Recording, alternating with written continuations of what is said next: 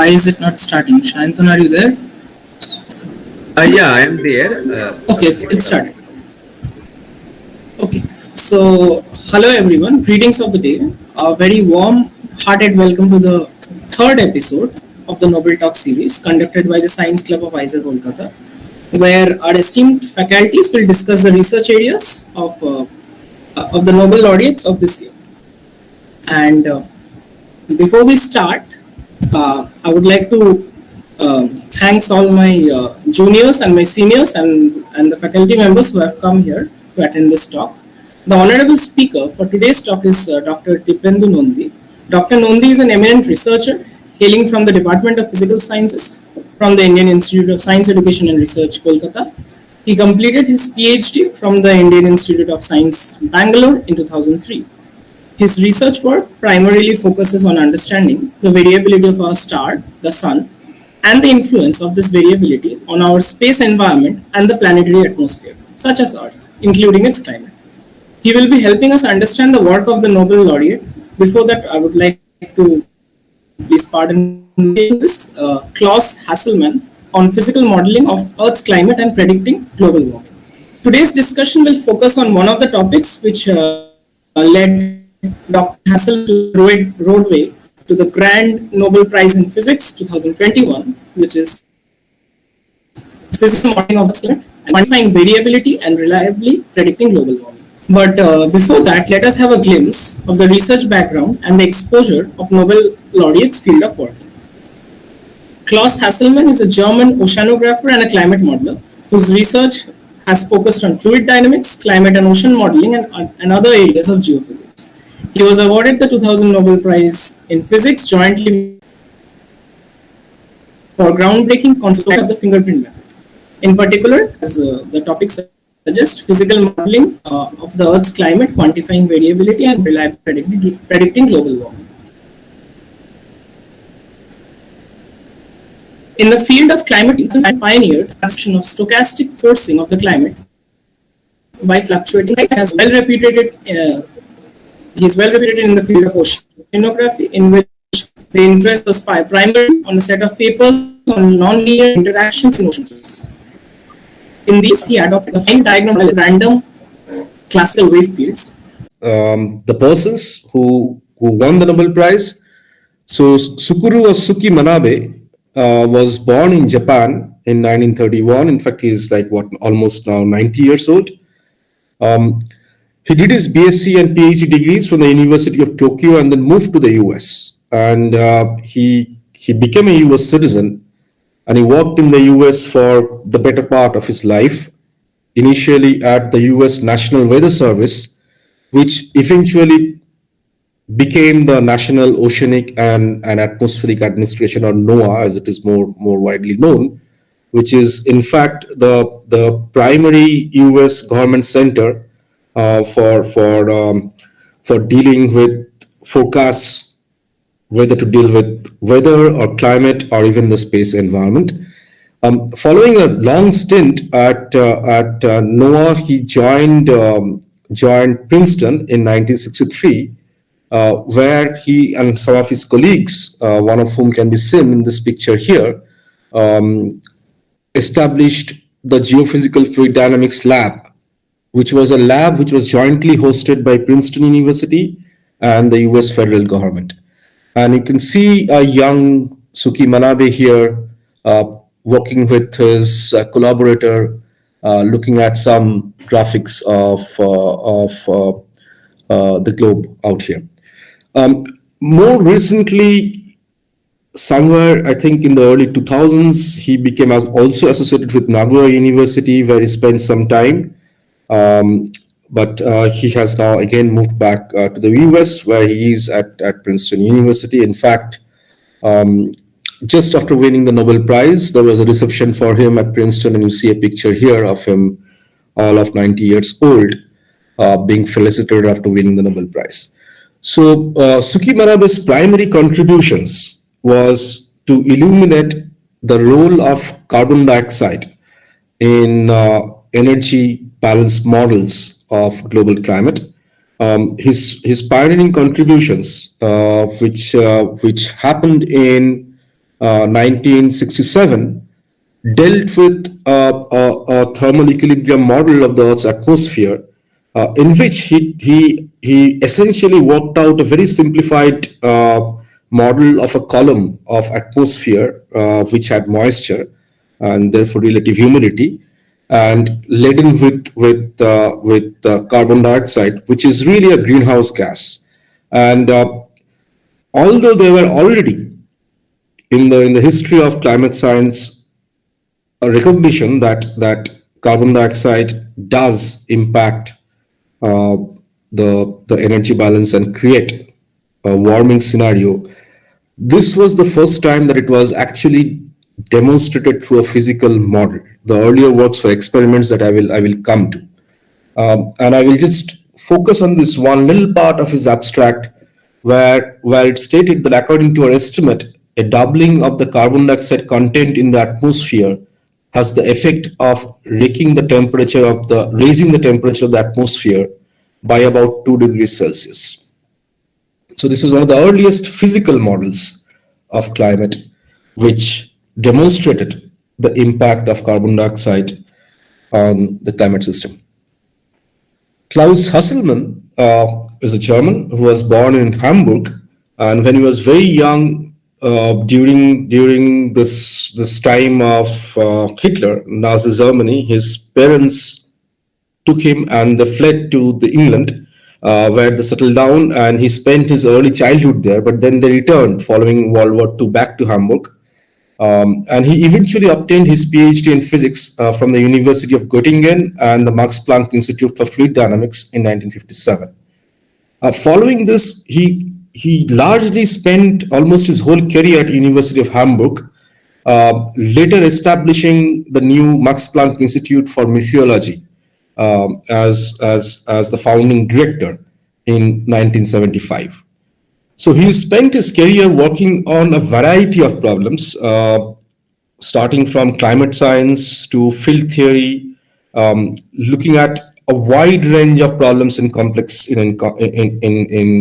systems. But I will focus only on his work on climate science, where he made, I think, a most profound connection between weather and climate, essentially postulating through his insight that one can, in principle, make predictions for a system which is being randomly stochastically driven, as long as there is a long-term memory embedded in the system.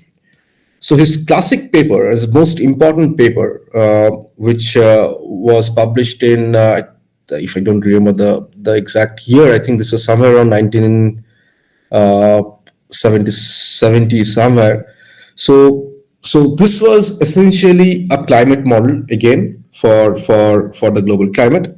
But in this, what it did was there was stochastic forcing, so a random forcing component, but there was also a component which mimicked the impact of the ocean, which by virtue of having large length scales and large heat capacity, had a long memory, in the sense that once you sort of perturb it with a certain sort of energy, it takes a long time for this to equilibrate, and by the time it's recirculated and released back into the atmosphere, a long time scale has gone, and therefore this sort of allows this coupled system with the ocean component to sort of average out short-term fluctuations and self-consistently allow for a long-term memory to emerge, which allows for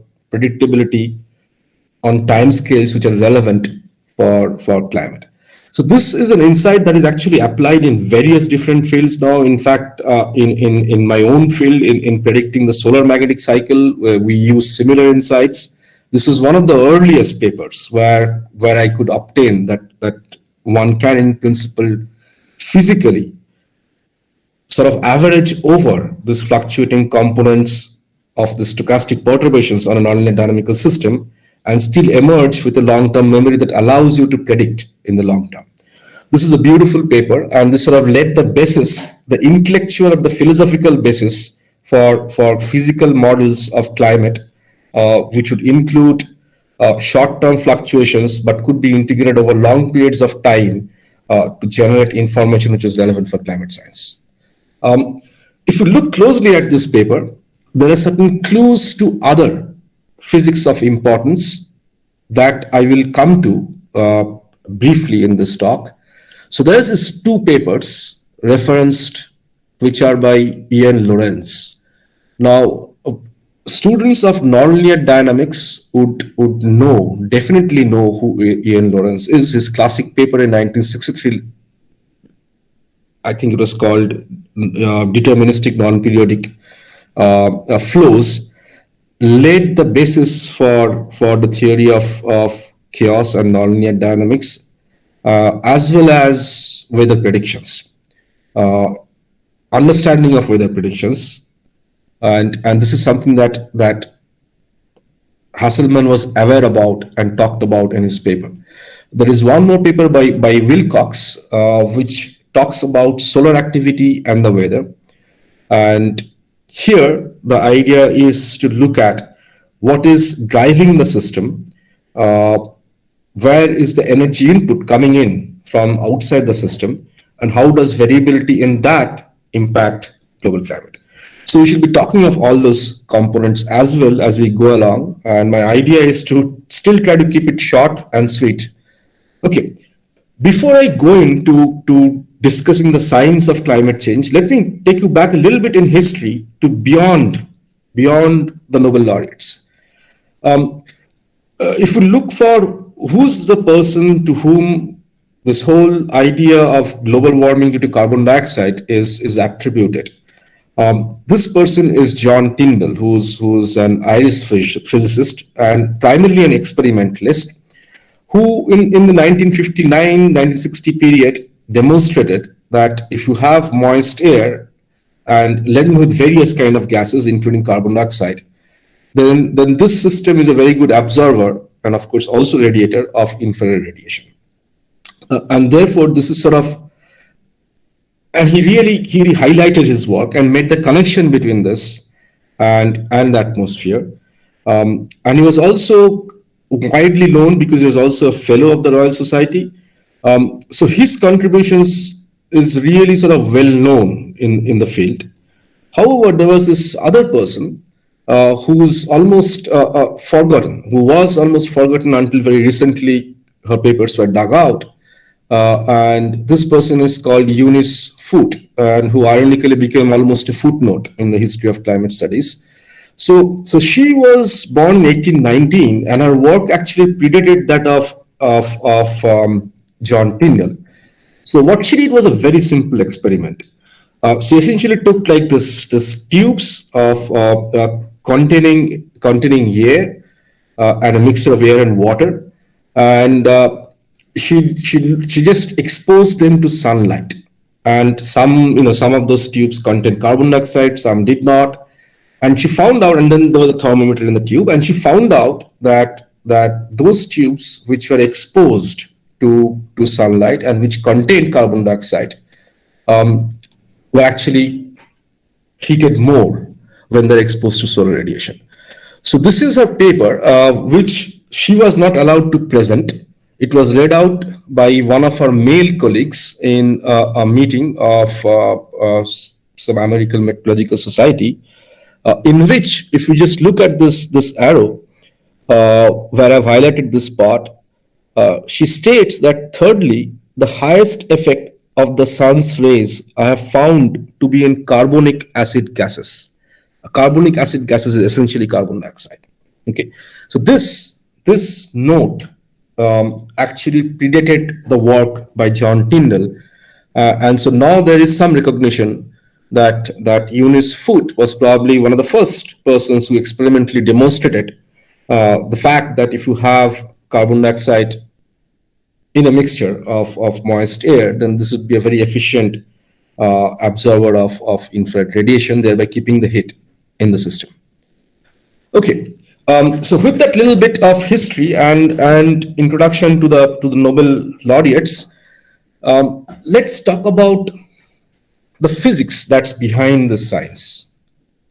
Okay, so at the simplest, the most basal level, there is physics of black body radiation and radiative equilibrium, because it is generally assumed that the sun and the earth are radiating as black bodies, and the basal temperature that we expect for the earth, for any planet, depends on certain astrophysical conditions, which I'll come to.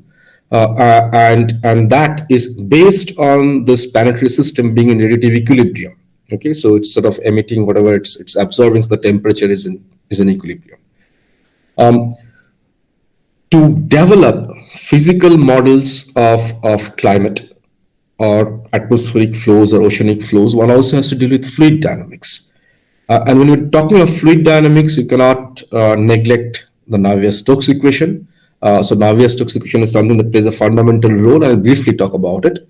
The energy balance also comes in, and therefore you have to also deal with the energy conservation equation. So that's important.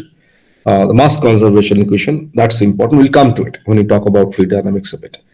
One has to deal with turbulence and the impact of stochastic forcing. Why turbulence? Because you have turbulence in the Earth's atmosphere, you have turbulence in the oceans, and this plays a big role in the distribution of energy in the system, of heat in the system.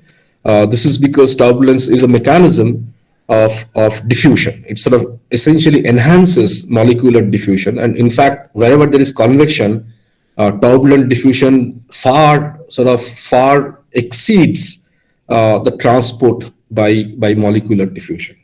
One also deals with stochastic forcing in this kind of a system, because when you have this convective turbulence, you have random kicks in the system, in the velocity profile of the system. It sort of acts as a perturbation over the mean flows, and one has to know how to deal with this system and what is the impact of this stochastic forcing on the global system. Finally, there is also the idea of how does all of this come together. You're dealing with a nonlinear system. The system is being forced stochastically. How all of this come together to exhibit a rich variety of physics, which pertains to nonlinear dynamics, and how to predict such systems. First of all, are such systems predictable? And if yes, what allows this predictability? And that firmly falls in the domain of nonlinear dynamics. And eventually, if you have to solve this full set of system, of course, you have to end up doing a computation. And you have to end up doing computation because, first of all, there is no way you can solve this whole set of coupled differential equations analytically. And second, these are driven by observations, so these are data-driven simulations. So you have to have a model which is capable of not only integrating a set of coupled equations forward in time, but which also has the ability to incorporate time-dependent boundary conditions as the integration is happening. You also have to constrain the models with observations and feed climate forcing parameters that you measure into the model system. So therefore, observational climate science is completely another aspect where you have meteorology, which looks at measurements, and then you have paleoclimatology, which looks at past climate change and sort of confronts these models, the reconstruction of past climate through these models to records of past climate, and thereby tricks or fine-tunes this model to ensure that they work well for the past, and then this gives you the confidence that this can be used to predict future climate change.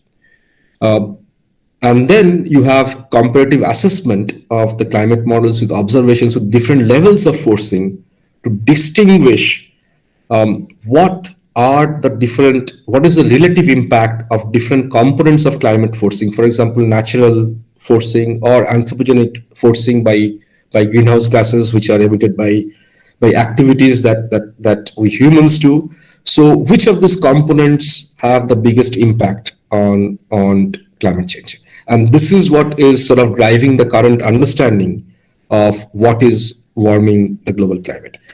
So it is not my ambition to make you an expert in all of this, because I was told that I should really stick to something like 40 minutes. I'm going to give you a flavor of each of this to give you a sense of how complex the system is, but how you can still make progress by sort of breaking it up into little pieces that you can approach either through a simple analytic sort of physical idea, or through a simple observation, or by a nice sort of ingenious way of mixing together an observation and a theory to constrain a certain dynamics. Okay, all right, fine. So first, let's talk about the natural radiative forcing of climate, which is a very simple energy balance model that any of you can construct and figure out in the next 15 minutes. I mean, you can basically take a pen and paper and work this out. Okay, so remember that the primary source of energy for driving planetary climate systems is the sun. This is the source of energy, right? Light energy. Okay, so how do you go about building a simple model to understand if I take the sun as a black box and the earth as a black box, essentially, with certain assumptions that both of them are sort of emitting as black bodies, and that the sun is the only source of variability for driving the Earth's climate, and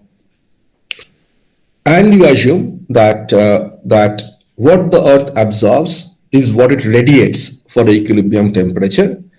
Then, based on this set of simple assumptions, you can very quickly work out on a piece of paper what is going to be the equilibrium temperature of Earth.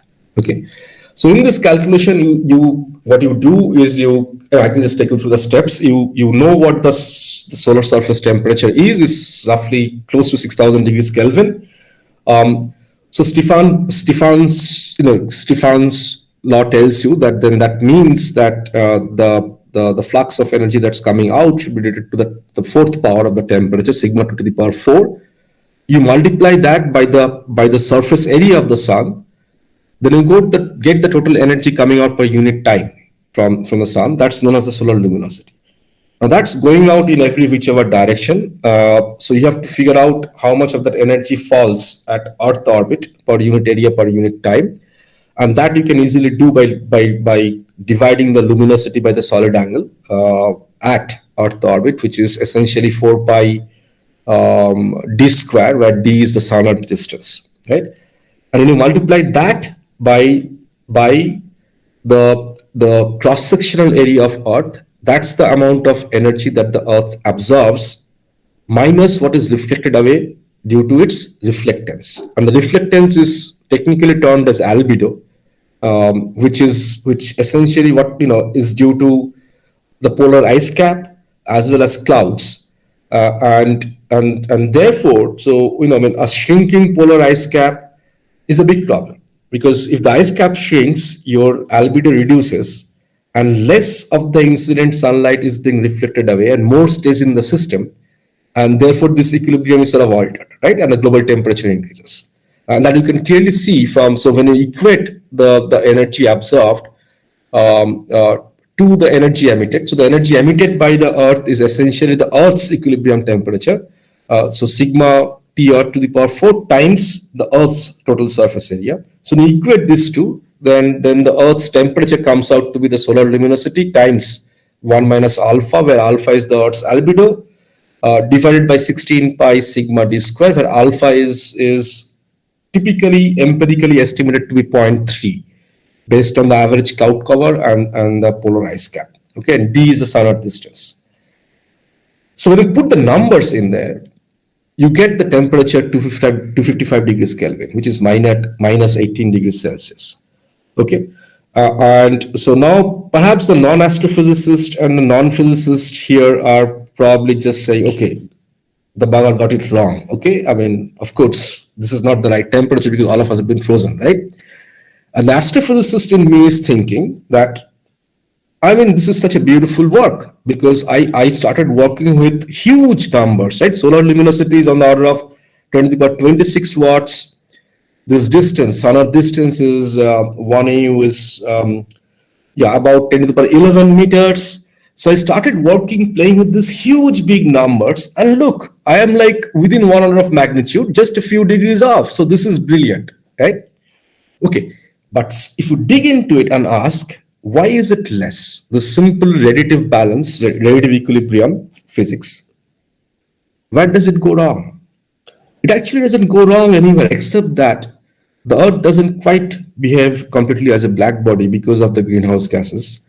And the greenhouse effect, the moisture in the air and the greenhouse gases, increases the temperature by about 33 degrees Kelvin to generate a more sort of, hospitable temperature, mean temperature for Earth. Okay, so this is what happens. The relative physics plus the greenhouse effect is what makes the Earth hospitable. So a little bit of greenhouse effect is actually ironically good for us. Too much of it is not good for us. Okay. Now, I really like this calculation because this is simple. This gives you an idea of sort of the astrophysical cause of what the global temperature should be, and also tells you what we are missing in here. Okay, all right. So from that, that simple real little idea, you now slowly start going towards more and more complex and comprehensive models of the global climate. And the most evolved models are known as the general circulation models. They're called the general circulation models because it involves a lot of components which have a lot of circulation, like flows. Okay. So at the basic level, if you have to construct a global circulation model, a general circulation model, you need to be able to solve for the velocity evolution in time and in space, given that you are, of course, looking at a global simulation for the whole Earth. This follows from the momentum conservation equation, which is known as the Navier-Stokes equation, which we'll talk about briefly soon. You also need to worry about the temperature or pressure evolution, and of course, temperature and pressure is related by virtue of the equation of state, and this is really dependent on energy conservation. So energy can be partitioned between various domains in the Earth. If there is a source of energy, you need to be able to account for it. For example, the sun's energy. If there is a sink of energy, you need to be able to account for it. For example, radiation back from the Earth. You need to worry about density evolution of the atmosphere and oceans, and that follows from mass conservation. Solution of that follows from the mass conservation equation. You generally, in such systems, assume an ideal gas law, so that sort of gives you the equation of state, and you also assume local thermodynamic equilibrium, which implies that you don't necessarily, you of course cannot have the full system in thermodynamic equilibrium. That's impossible over the time scales that you want to simulate the system for, right? But if you are solving for the physical system over time scales where you at least have local thermodynamic equilibrium, then you can get away with building a global model for the system. So this is a sort of an intellectual trick that we often play to justify this global level models of whether in astrophysics or in planetary science or in climate, and to a large extent this assumptions are valid. Okay. Finally, you also have to look at the evolution of various atmospheric constituents, by which I mean gases. So the amount of moisture or water vapor in the air, the amount of various components of greenhouse gases, and all of them have an equivalent radiative forcing, which alters the balance because both water vapor as well as the greenhouse gases are strong absorbers of infrared radiation, and then they re-emit it and keep it in the system, thereby warming the climate more than what would have happened if these components were missing. So you also need to add this species in your climate models. Okay, so let me talk about a few of those equations to give you a flavor, not necessarily of details of how to sort of solve for this, but to give you a flavor of how complex the system can get. So the energy, the velocity evolution of the system, so is something that follows from the Navier-Stokes equation. Now, this equation tells you how the velocity v in a system, if you just integrate it, you will get the solution for that in space and time. So how that is related to acceleration of fluid parcels within the system, to pressure gradients within the system, to large-scale body forces in the system, such as gravity. And if you have a rotating system, you would add the Coriolis force also to this, which would be a v cross omega term added here. And then you have the viscous force, which arises due to gradients in the velocity. Okay. So essentially, what this tells you is how would the velocity of a fluid parcel, whether it be a gas in the atmosphere or a small parcel of fluid in the ocean, how would that evolve in time, given all of these different forces that's playing a role in the system? Okay, then you have the energy equation, and one can in principle write it down in terms of temperature also, if we just use the equation of state, which relates pressure to temperature through the density. And that again depends on various things like pressure and pressure gradients as well as velocity. It depends on whether they're converging flows or diverging flows, which is encapsulated here. It also depends on whether there is a source or sink of heat in the system, which is typically the source of heat, for example, would be the incoming solar radiation that's coming into the system. Okay, now I want you to realize that the pressure that you have here in this equation is playing a role in the other equation as well here in determining the velocity. Okay, and the velocity actually plays a role in this equation in determining the pressure. All right, so now it's starting to get complicated. All right, you have this nonlinear equation. Now you have a few coupled partial differential equations, and some of them are nonlinear. So this is getting very, very interesting now. Okay, you also have the equation of state, of course, and then you have the mass conservation. So that tells you that mass is conserved in the system. One can also write it down in terms of various constituents of matter in the of chemical species in the atmosphere, and that sort of tells you how the density of the species or the density of fluid content in the ocean's atmosphere vary in space and time, and that again depends on the flow profile. Okay, for example, if you have a converging flow at one point, then that will increase the density there. If you have a diverging flow, that will decrease the density, and so on.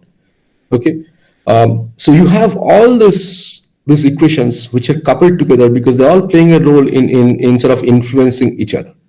And this already tells you that you are not dealing with a system that's impossible to solve analytically, and the only way you can deal with it is to take recourse to large-scale computational modeling. So I was looking somewhere to how big are this. I of course don't do this particular kind of modeling, but I was looking at how big are these general circulation model codes, and I was somewhere I think it said it's the equivalent of 18,000 printed pages. Okay.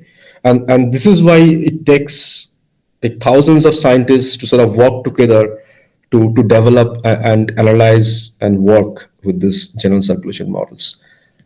Okay, fine.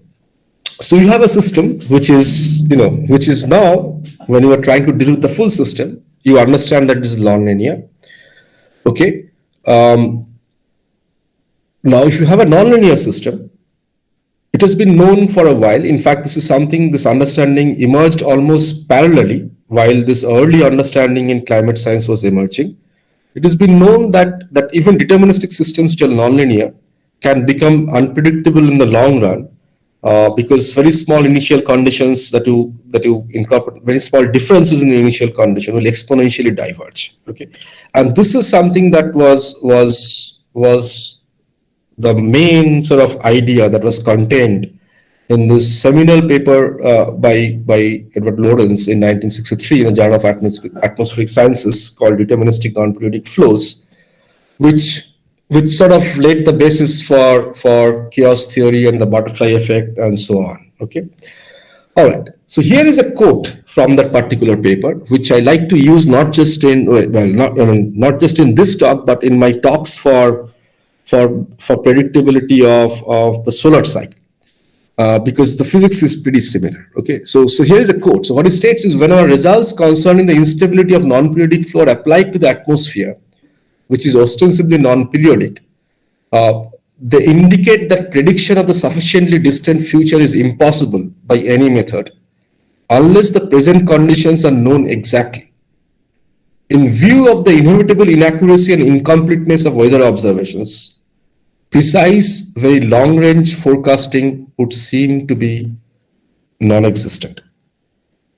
Okay, so here is someone. So of course, when Suki Manabe did his work, I don't think he was even aware of this work by Edward Lorenz. If you look at his paper, it's not even referenced. But then Suki Manabe was looking, not really trying to solve for the full system. He was not trying to come up with a holistic sort of theory for the full climate system. He was just worried about what would excess carbon dioxide in one column of atmosphere do. But on the other hand, Klaus Hasselmann, who was worrying about the predictability of this whole system, was certainly aware of the works by Edward Lorenz, because he did reference to a few works of Edward Lorenz. The question then one asks is, can we predict this kind of a system? So what's the nonlinear dynamics of this kind of system look like? Okay. All right, so this is typically what nonlinear systems do. So if you have a nonlinear system, so imagine the x-axis to be something that's looking at the energy of the system, energy content of the system, and so that's the y-axis. Imagine the x-axis to be something that governs the forcing parameter. So how strongly are you forcing the system? Okay. So when you sort of increase the forcing of the system slowly, first you have sort of very predictable, single amplitude sort of solution cycles going on, which keep on happening for some time until you hit a critical point. And beyond that, there is what is known as a period doubling bifurcation, where you have the existence of two solutions for the same forcing parameter, okay, with different amplitudes or energies. And then you keep on increasing the forcing parameter, there is another period doubling bifurcation for each of those branches. And eventually, when you increase the forcing parameter to quite a high value, you have completely irregular solutions, at which time you believe that the system has become completely unpredictable or chaotic. Okay. So this is the typical sort of nonlinear dynamical behavior that such systems display. And when you add to this complexity the fact that you are dealing with stochastic perturbations in the system, which is essentially due to turbulent convection. Essentially, you have a nonlinear system which is being randomly kicked. Randomly kicked as in you're integrating the system, you're trying to move forward in time with the solution, and then suddenly you have an unpredictable, random event which either adds or subtracts to some mean parameter in the system, trying to take this system away from this predictable path of the solution that you are trying to generate. Okay. So random kicks in the system will essentially make the system even more unpredictable. So the question then arises is, can you predict such systems? And this is where Klaus Hasselmann's work, as I said, was something that was extremely insightful. Okay. And the fundamental insight that was contained, without really going to technical details of that work, because again, it was simulations, but the fundamental details insight that was contained was essentially that when you have a subsystem within this global climate system, which has a long memory, that can integrate or average over short-term fluctuations. Okay. So what do you mean by that? What do you mean by that is this. So let's assume that you have a system, let's call it a black box. Okay, it could be the ocean, for example, where the turnover the mixing time scale or turnover time scale of the system. So you give it a perturbation, right? The time that the system takes to digest that perturbation, let's call that T. T. Let's call that T. Okay. And if that system has a long memory, implying that the mixing time scales in the system is eventually very long enough for a perturbation to be mixed up and manifest in a global mean value, then that parameter T is going to be pretty large, right? Now imagine you have small perturbations. What is a small perturbation? A small perturbation is a random event like a turbulent cell, let's say just outside the city of Calcutta near Mohanpur, which sort of perturbs the local atmosphere, right? Now that's a localized event, a perturbation, which is a much shorter time scale, right? Now you can have multiple such events, right? But if there is a black box in the system, which is, I'm calling it a black box, but it really is a physical system, which is sort of taking in all these perturbations, recalculating them, and throwing up a change in the mean value over a much larger time scale. And all you are interested in is how the mean parameter changes in this whole system, the mean flow or the mean temperature. You're not worried about the perturbations.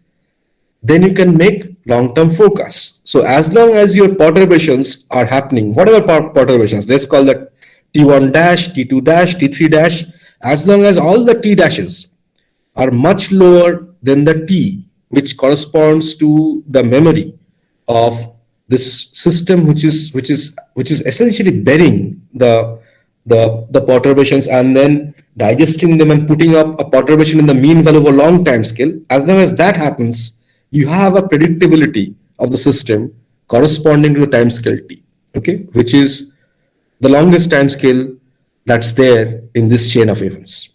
Okay, this is what enables global climate predictions of the general mean parameters in the system, like temperature, for example, a global temperature. It doesn't allow you to predict a perturbation. It will not allow you to predict 1 year from now or 50 years from now what is going to be the temperature in Calcutta. That's a localized thing. Okay, that's something that will be dependent on local perturbations. But the global mean temperature is something that has a predictive component by virtue of this long memory in the system. Okay, so that's what enables climate predictions, and this insight was essentially provided by Klaus Hasselmann. Now, how is short-term forecast possible? Okay, a short-term forecast is possible if you are bypassing this time integration into a long distance in time in the future by doing what is known as data assimilation. So as long as you are correcting for any inaccuracies in the time integration of the model by incorporating data at frequent intervals, which corresponds to the typical timescales of fluctuations in the system, you will be able to predict those systems over a very short time scale over localized regions. But for this, you need to have the boundary conditions of that localized system fairly well determined. Okay, and this is where weather predictions come in, and this is where the importance of weather observations like radars, which measure the wind flow patterns of rain gauges, which looks at rainfall patterns, of moisture gauges, which looks at the moisture in the air. All of that matter. All of those, the more you have of them, the more inputs you have from them, the more precisely, more accurately you can drive these models for short-term weather predictions across a small domain around which you are continuously correcting for the parameters that are being integrated forward in time. Okay, and this is what essentially weather forecast is all about.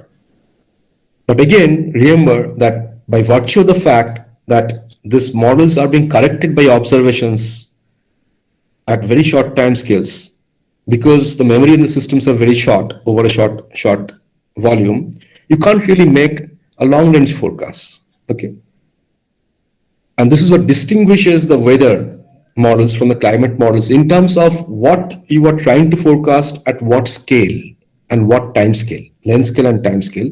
At the fundamental level, at the level of the physical equations, the models are not different at all. Okay, I hope I have been able to get that point across.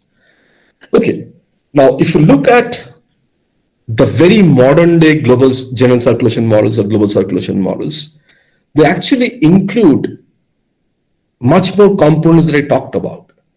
They include the land masses, they include the shrinking or growing polar ice cap information, they include the amount of vegetation that's there or not. Why? Because all of this play a role in determining the Earth's albedo, the reflectance of the Earth, and in determining how much energy is absorbed by the land cover. So they're all now separately hard-coded in, they're parameterized into the model. Of course, this is something that you have to parameterize. You can't really like solve them like what I talked about in terms of solving the fluid dynamical equations, but these are parameterized into the model, which really fits into the overall relative balance. Okay, and this is where also the greenhouse gas components come in. One can actually explicitly solve for them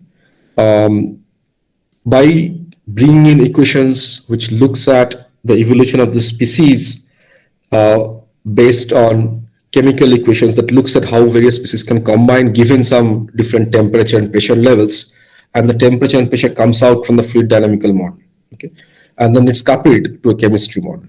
So the really modern state-of-the-art models that are utilized by the Intergovernmental Panel on Climate Change, most recently, I think the Assessment Report 4 models have all this different components coupled together, which looks at the physics, it looks at the chemistry of the atmosphere, it also looks at biology through vegetation and land cover.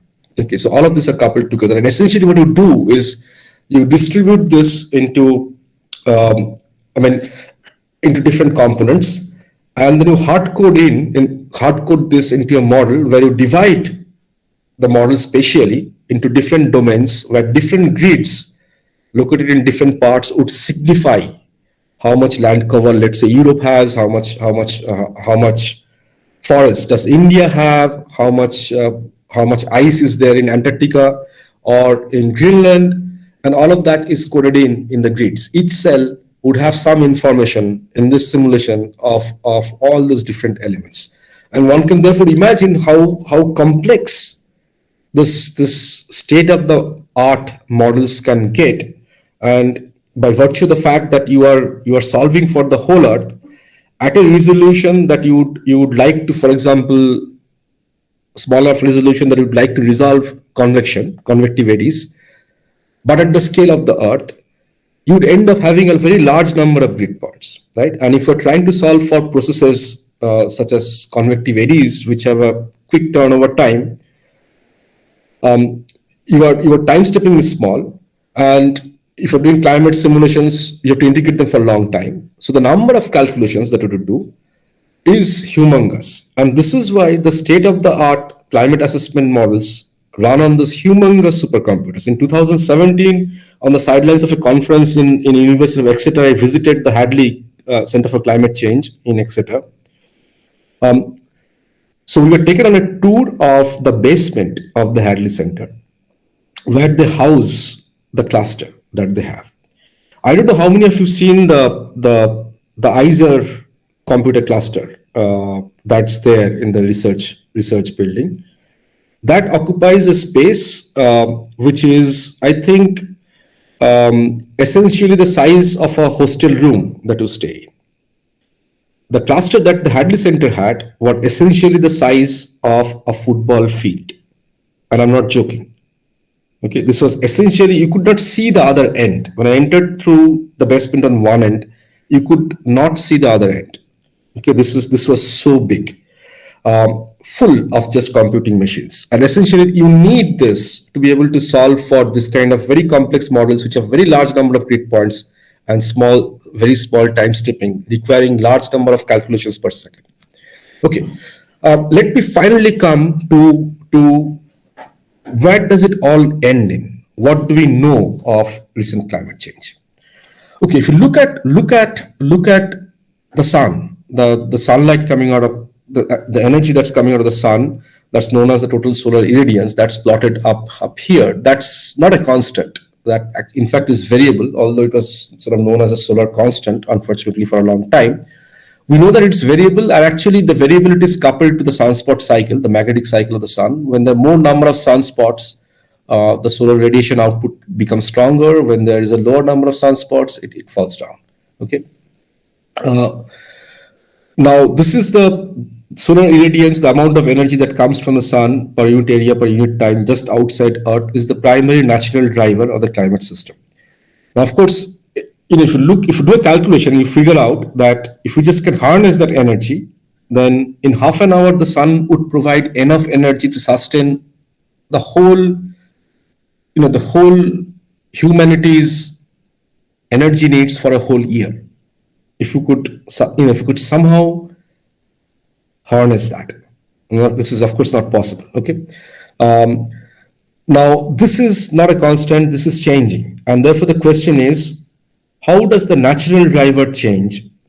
And how does that affect climate? And how does human-made causes impact climate? And how to distinguish between them? And where has all this understanding now led to?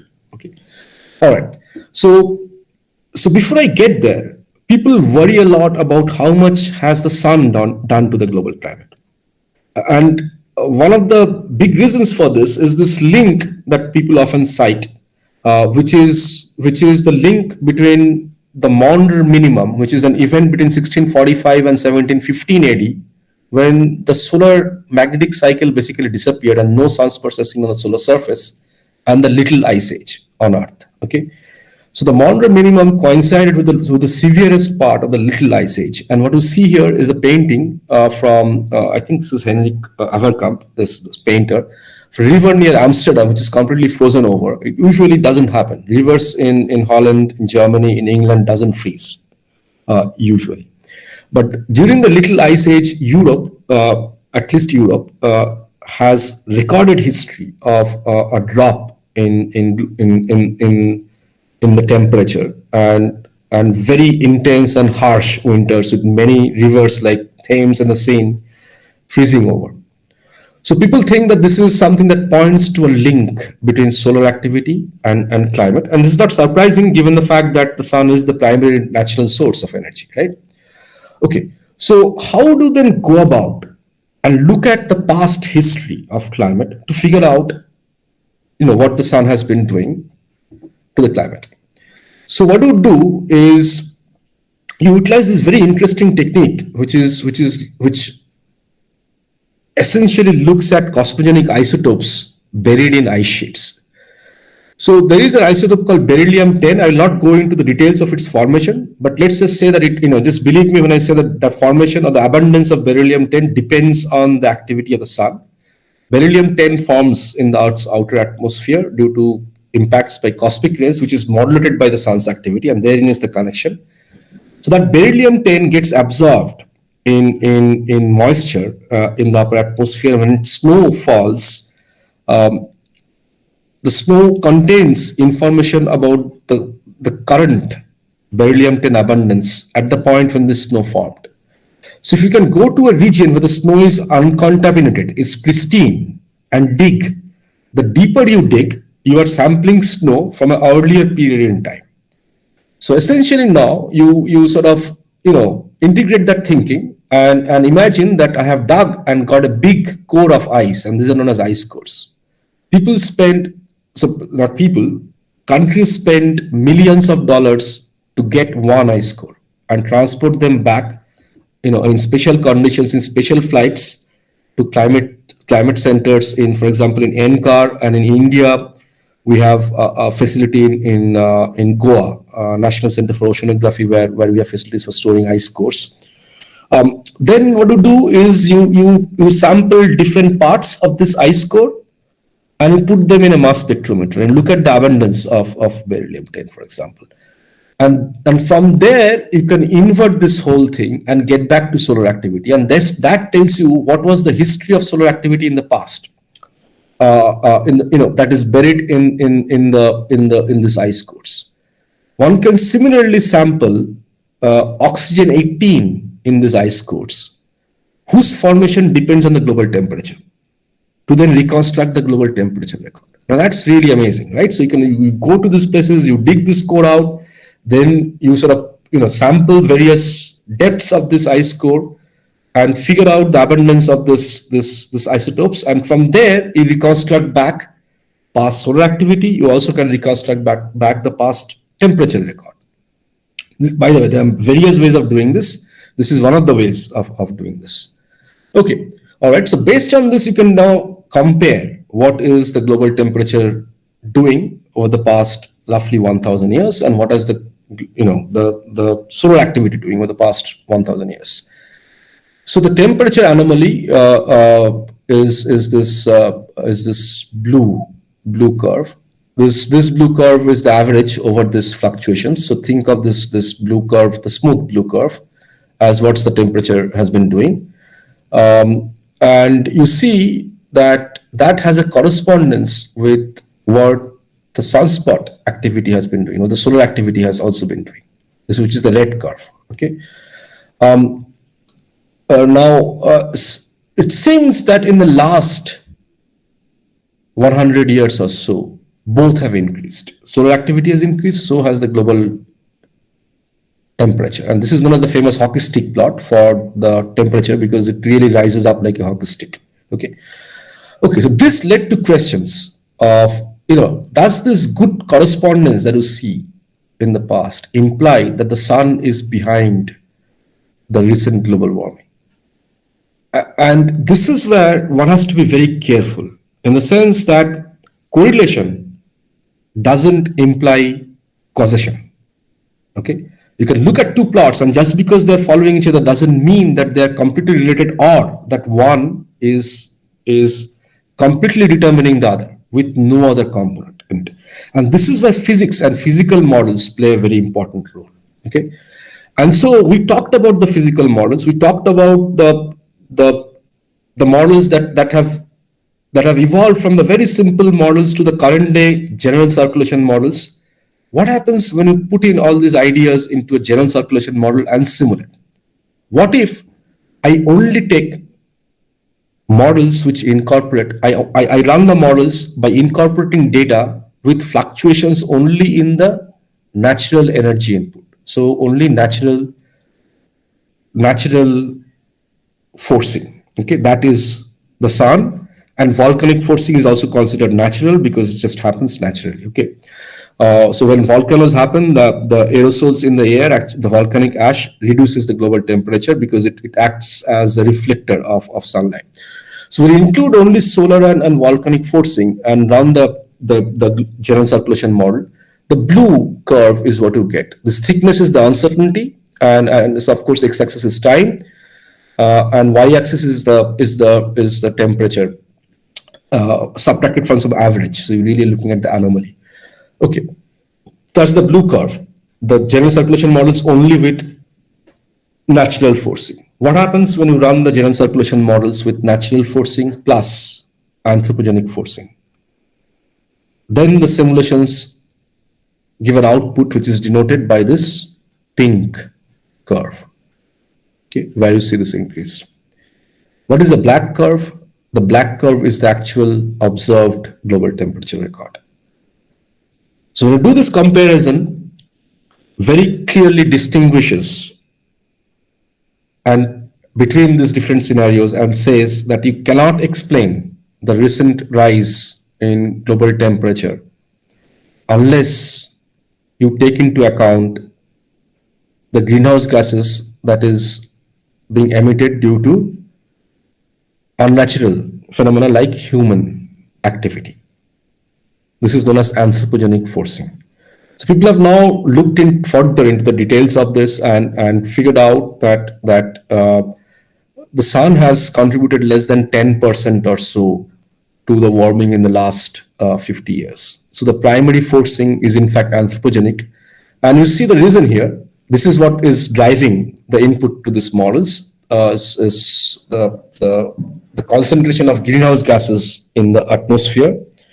You see carbon dioxide, you see methane, and then nitrous oxide. X-axis is year, and this is until 2005. So you see that in recent times, you see this rapid jump increase in the greenhouse gases in the last 100 years. Okay, and that is what is really driving this recent warming. And this distinction that you could do now today from this very evolved climate models is something that owes sort of diligence to the very early pioneering ideas that evolved out of the work of Suki Manabe, who first showed how to incorporate the equivalent radiative forcing of greenhouse gases like carbon dioxide into climate models and their impact, and Klaus Hasselmann, who showed how this complex systems can still be sort of coded in and modeled in a way that you can predict the distant future, which is relevant for climate. So this is my summary. My idea was to try to give you an impression that we are not necessarily dealing with a very simplistic system, but a very complex organism which sort of evolves on its own, and whose evolution we are trying to understand by breaking down the physics into diverse little processes that we can separately understand.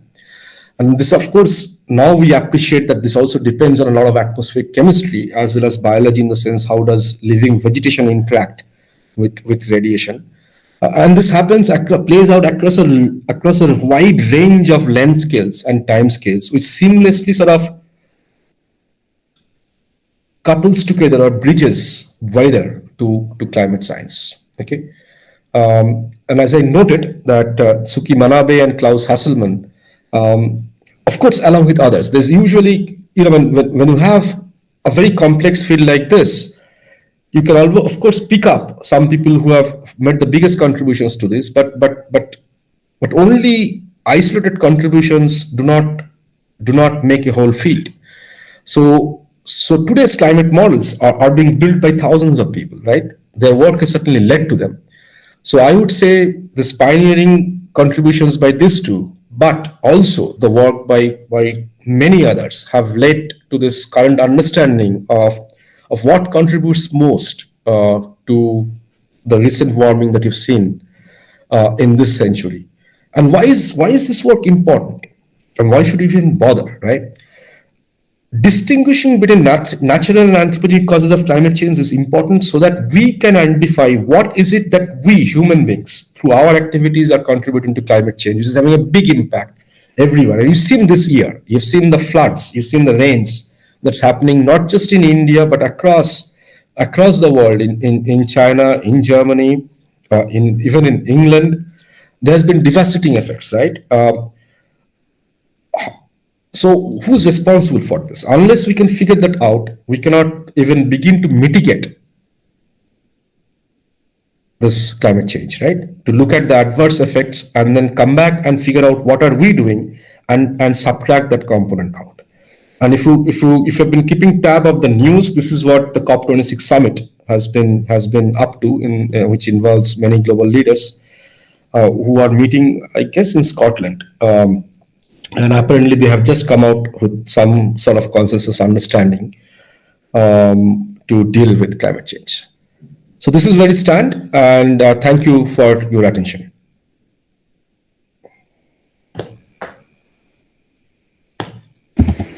Sir, I guess it just wrapped up, right?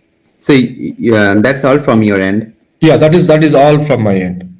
Okay. So thanks a lot to our honorable speaker, Dr. Nandi sir. Now we have another co-host in the house for tonight, that is Tejaswar. We'll be continuing the second half, and the conclusion for today's episode. So, Tejaswar, are you there? Yeah, am I audible? Yeah, you are audible. So you can continue. Yeah. Yeah. So good evening, everyone. I'm your co-host for this Nobel Talk episode. Now let's move to the next session, as we all are curious after Dr. Dibyendu Nandi's interesting presentation. Thereby, the floor is now open to the audience. Please don't turn on your microphones. You can post your questions in the Meet chat, or the YouTube. The people who are watching through YouTube can post their questions in the live chat, and we, the host, will convey it to Dr. Dibyendu Nandi sir. So let's begin our session. Let's see. There's a question by Achis Mukhodyapade. Here, the temperature was calculated to be negative 18 degrees, but this is the temperature for what height in the atmosphere? I thought that we got a lower answer. Yes, sir. Okay, so remember that is essentially what we call a zero, basically a zero-dimensional climate model. There's no dimension in that, right?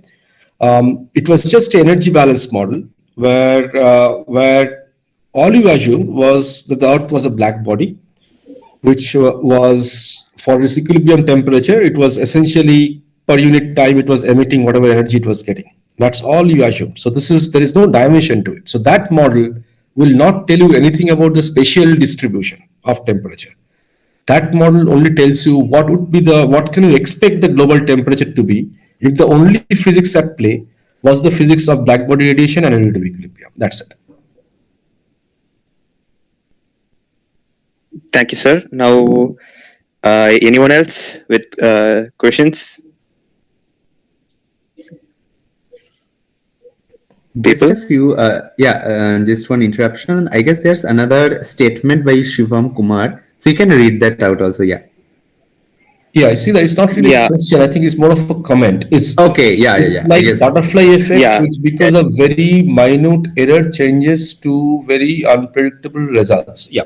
So the butterfly effect is usually referred to this idea that any small change in a system will over time add up to a solution of the system, which is very different to what would have happened if that small change was not incorporated in the system. And this is something that manifests in highly nonlinear stochastically forced systems like weather, climate, and other branches of physics.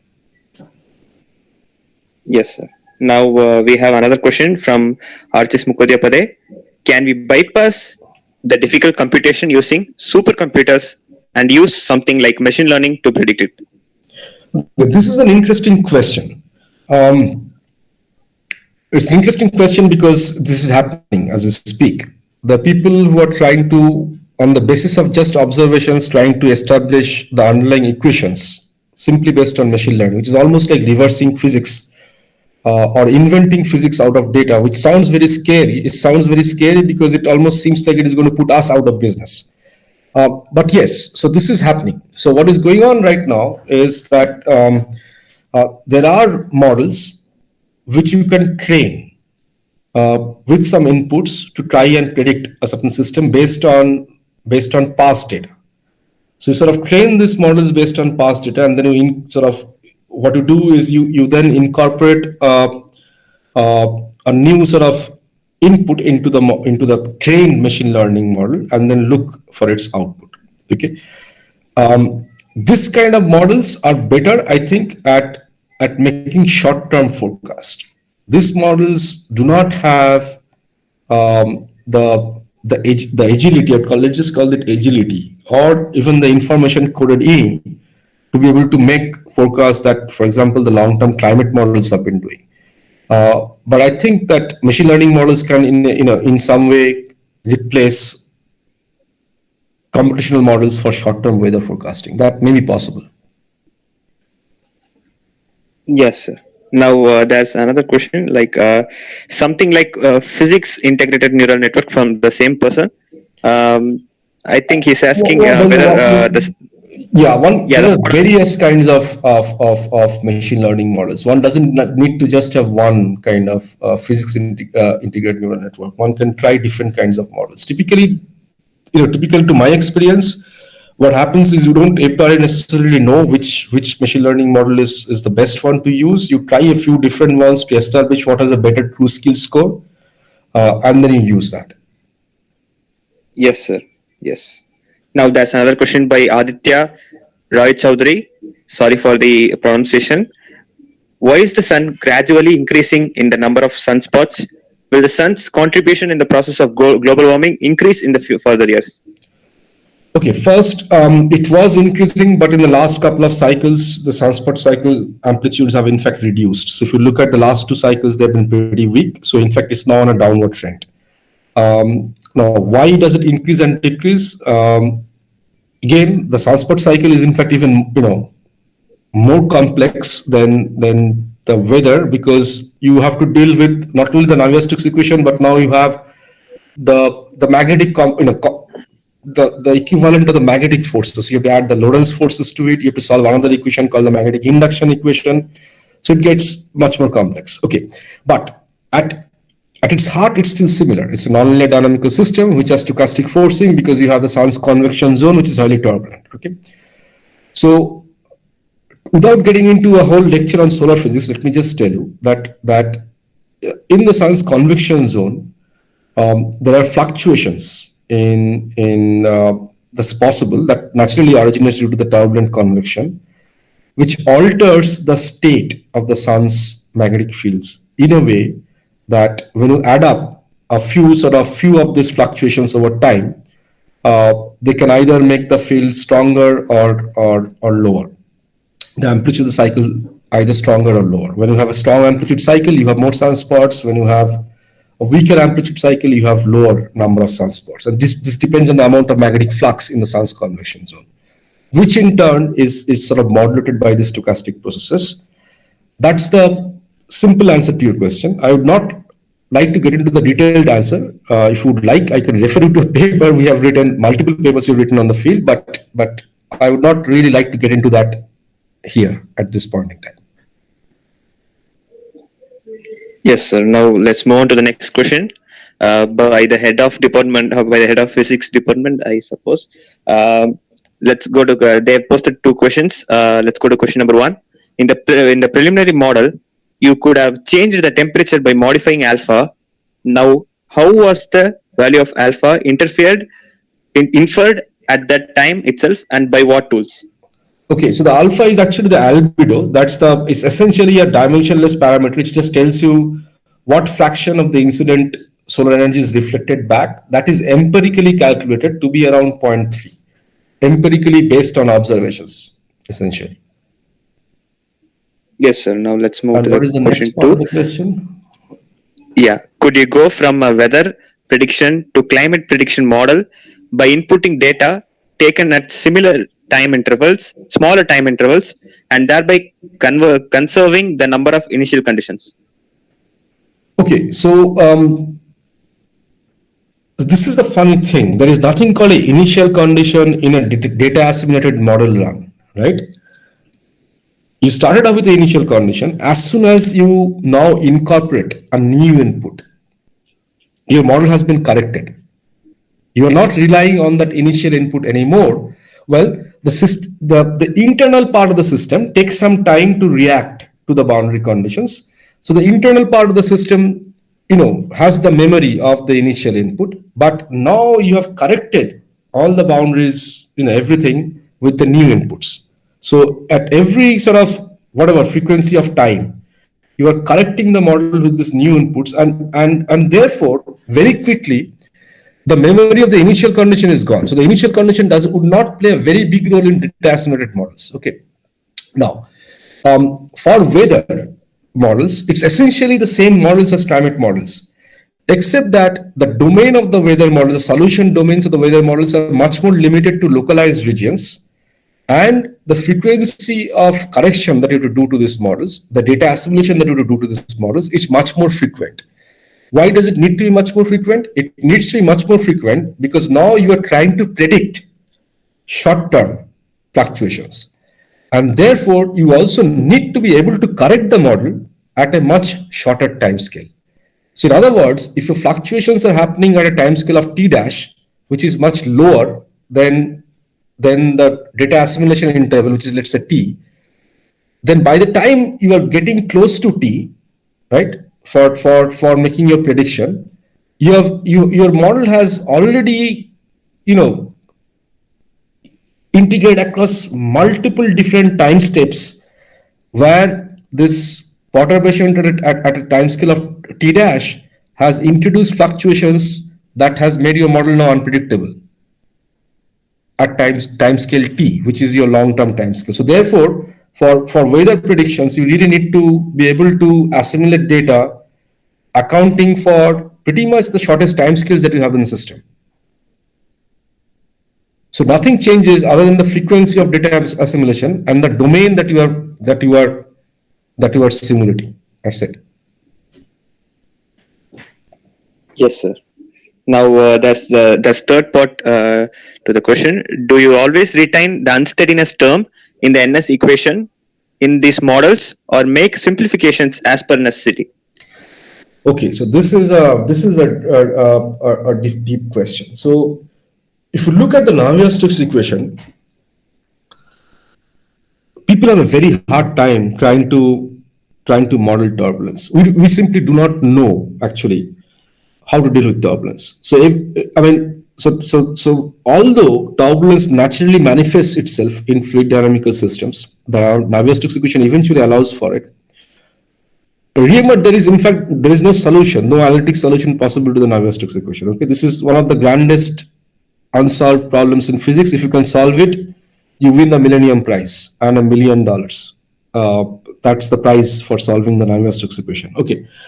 Now, so typically what we do with turbulence is we parameterize it. For example, turbulent convection is often either what you do is you drive a heat flux, thermal flux to the system to mimic the flux of convection, or you sort of incorporate a turbulent diffusivity by parameterizing it in the system, which then is not necessarily sort of coming out naturally, but you incorporate by hand. So you can incorporate this turbulent diffusivity by hand into these models.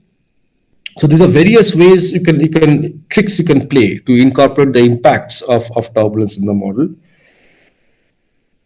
If you have very high Reynolds number models, you can also naturally manifest turbulence as long as you're driving a convective flux to this. And this is another, one more of the challenges, because when you're dealing with a very high Reynolds number model,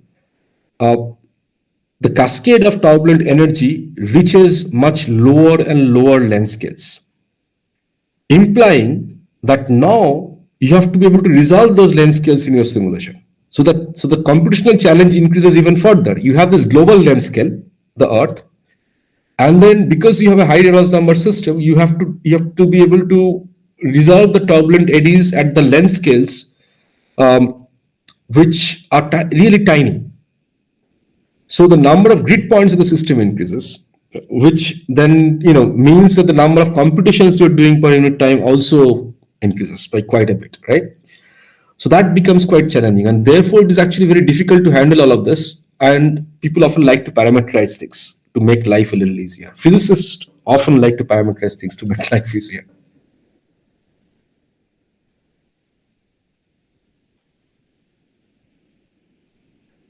So I guess that answers the question.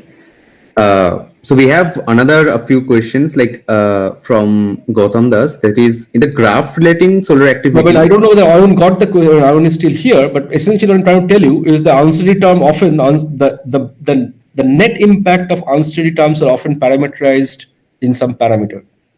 Like the diffusion coefficient, for example, is really a dot product of the fluctuating velocity components.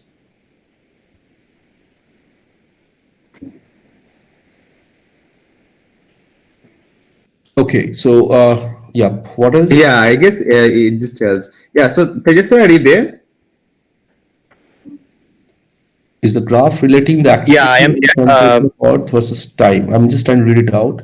Yeah, There was okay. low in 1650 to 700, which discussed and another in, but why we don't consider this in regular activities, Sun? I don't quite understand this question. Yeah, so there are multiple highs and lows in the solar activity, and we do consider all of that. So it's not like we're throwing anything out. Everything is self-consistently incorporated into the climate models.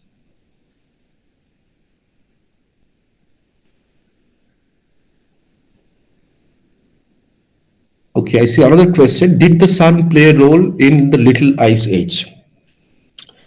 All right. Okay. So this is very hotly debated because it so happens that it was used to be thought that so the Little Ice Age began before the solar modern minimum. So it was initiated before, but the severest part of the Little Ice Age coincided with the minimum in solar activity, which is known as the modern minimum. Okay. So people often then attributed that further fall in the global temperature to the fall in solar activity, except that we have now also evidence that there are some volcanoes happening around that time, and that has further confused the situation, because when volcanoes happen, they spew out this volcanic ash which extinguishes sunlight, reflects away sunlight, and retains in less amount of solar energy in the Earth system, thereby reducing the temperature. So that is now also thought to have played a role. So it's not, I would not say that this debate has been answered yet, and people are still worrying about it.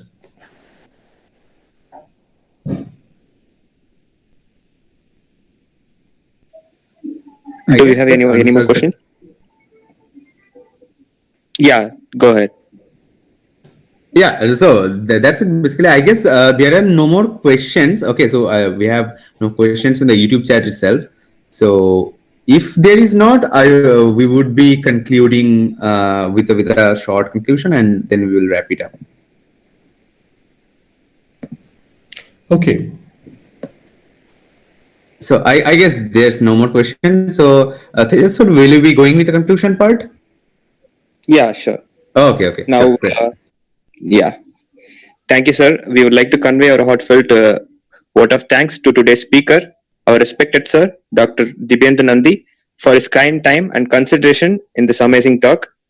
Thanks to today's co-host, Swastik, who managed to anchor things readily with a perpetual flow. We owe our gratitude to Tanisha Garg, who helped us stream the whole thing on behalf of the ISER Kolkata campus radio team. Also, a huge shout out to the Science Club office bearers and the working committee members who worked hard to make this event possible. And last but not the least, thanks a lot to all the audience members for joining. Hope you enjoyed the talk and gained a lot of knowledge through it. So I guess we can part ways. Okay, yes. Thank you everybody. Have a good evening. Good evening, sir. Okay, thanks a lot, sir. Thanks a lot, everyone, for joining. That's it. We'll wrap it up.